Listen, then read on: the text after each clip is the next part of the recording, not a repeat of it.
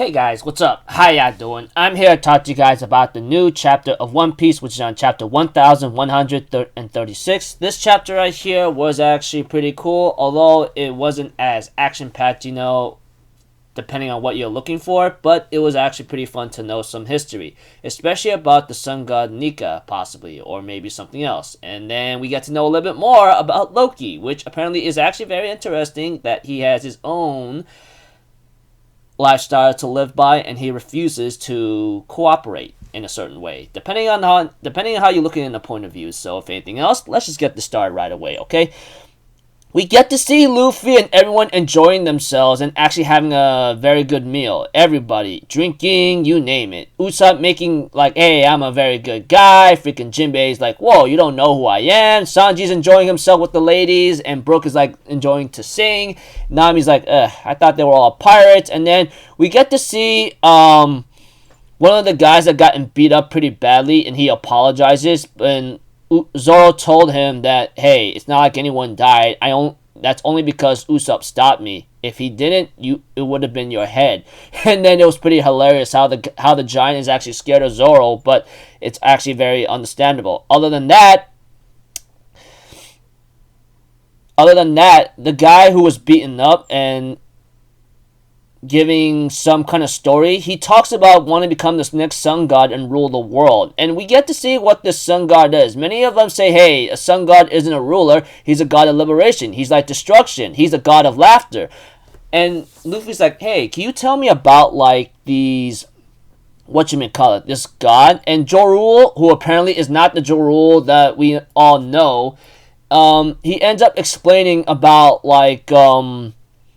about the Harley text about the sun god Nika. Apparently, he is known to be the world's savior, and that whoever he is, he's known to be a great destroyer, and he stands heralds of great change, and he's a rulers of the day who tend to fear Nika's return. And Luffy also mentioned that guy that Bonnie mentioned is known to be a sun god, and someone hopeless and desperate turns to salvation, and Nika is known to be adorned by the white clouds, with white hair, white clothes to boot, and a contagious booming laugh. And apparently all this is actually connected to Luffy's devil fruit and his abilities. Although Luffy's like, well, I say I look actually similar to him, but I don't think that's got nothing to do with me. Many others like, hey man, you don't understand. We all look up to Nika. He's very cool, And of course, Jorul also talks about how Loki was the same and that he wanted to follow the steps of Nika's footstep, but that doesn't justify what he did earlier. And Luffy asks a funny question, which everyone is very angry about. And it's like, hey, is Loki a good guy? He goes like, hell no! Are you kidding me? There's no way in hell he's a good guy. They end up talking about what Loki did, and that he was known to be a troublemaker, but he also killed his own father, King Harold, slain by his own son, and that after his birth, the royal steed, the horse of fortune, actually died. And then, now it's the same year that Lin, who apparently was part of the giant village by then, killed legendary hero Jorul. And then more tragedies come by, pass on, and the queen herself died. Not to mention Loki himself, he will end up turning everything into his personal playground. He killed many ferocious beasts, tamed the rest, and even released a few in the village. And that was all the age of 10. Eventually, he was also an arsonist who freaking set fires and endangered countless lives. Not to mention, he had the authority of a prince and a malicious personality. He caused hell whenever the king wasn't even looking. And by that time, he killed King Harold, which is known to be the greatest monarch Elbaph ever knew. A splendid wise man who tried to connect the outside world outside the reputation of the land of warriors. And Lord Jorul was stabbed trying to stop Loki, but it was his helmet that saved him. Whatever the case may be, they end up talking about how Loki's reign of terror came to an end after 6 years ago when red-haired captured him. And they go like, hey, you guys know Shanks? He actually came here, right? He said, yeah. In fact, he was here, but I'm not so sure where he went, though. Other than that, they explain of how they actually, he was called that, why they hated Loki. Luffy, on the other hand, said he knew what Shanks was, and I want to see him again. And then much more afterwards. And then, like, Luffy says, if that guy's lying, I'm gonna kick his butt. Which I don't blame him for, because Luffy looks up and loves Shanks. We all know that. We all seen it. We all always be reminded of how Luffy is, like, really attached to Shanks. But at the same time, he wants to defeat him, because that's his ideal way to becoming Pirate King. And there's no joke about that. So, as the episode, or the chapter continues on, Nami decides to accompany Luffy, Zoro, and this other guy who apparently decides to become Nami-san's slave. Of course, like, Zeus does warn him, saying, hey, don't forget, I'm her number 1 slave and Sanji's number 2. So you're number 3! So, other than that, that was kind of funny stuff. And then, other than what's going on here and there, the guy ends up saying they're all in a drunken stupor, enjoying themselves, and they end up talking about maybe some treasure along the way. Other than that, we get to reach towards the very end of the chapter where Loki is actually visited by 2 people. One that looks like Shanks and the other person who goes by the name of Gunko. They actually offered him saying, hey, do you want to join with the Noble Knights? You know, it'll be a great opportunity. He says, well, that's really nice and all, but I'm afraid I'm going to refuse your offer because I ain't interested in becoming a celestial dragon and I hate those scumbags.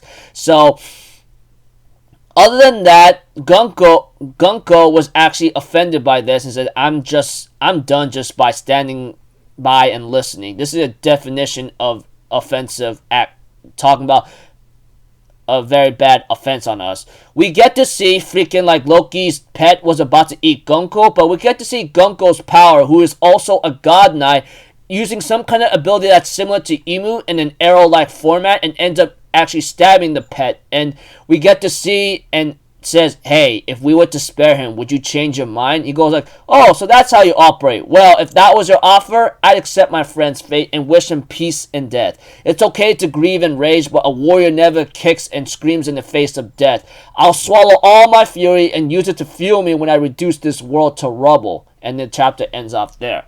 So, I thought the chapter was really awesome, and we get to see more of Loki. Besides him possibly giving off a malicious aura and what we were told in this current arc right now of Loki, he actually has his own limitations, or he has his own moral ground, I guess.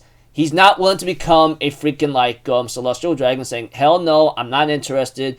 The only thing we all know is that like Oda is being true to how Loki was in Norse mythology. If we all know the name Loki, we all know Loki is a trickster. He's a troublemaker. He's the cause of Ragnarok, and he's the cause of destruction and rebirth, and we know how he died.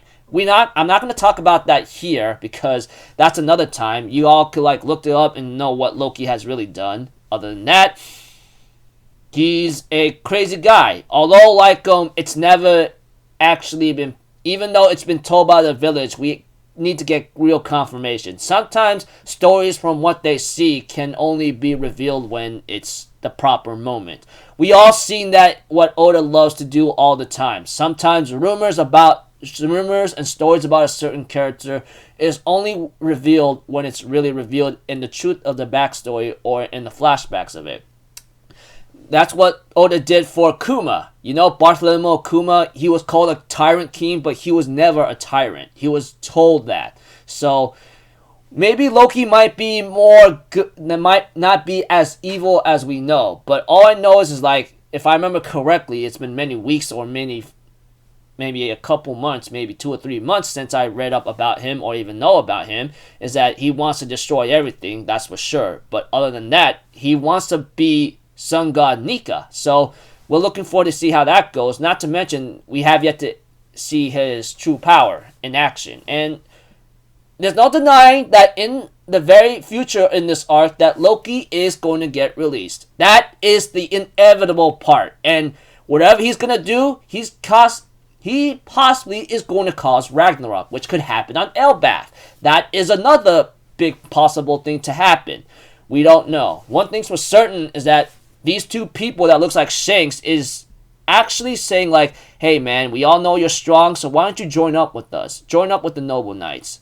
So, that right there, if the fact that Gunko and the guy that looks like Shanks, which we haven't got any confirmation if it is Shanks or not, they recognize Loki to be a noble knight. That means he must be pretty strong. So we have yet to actually see him in action. That's the thing. So we'll see how this goes, but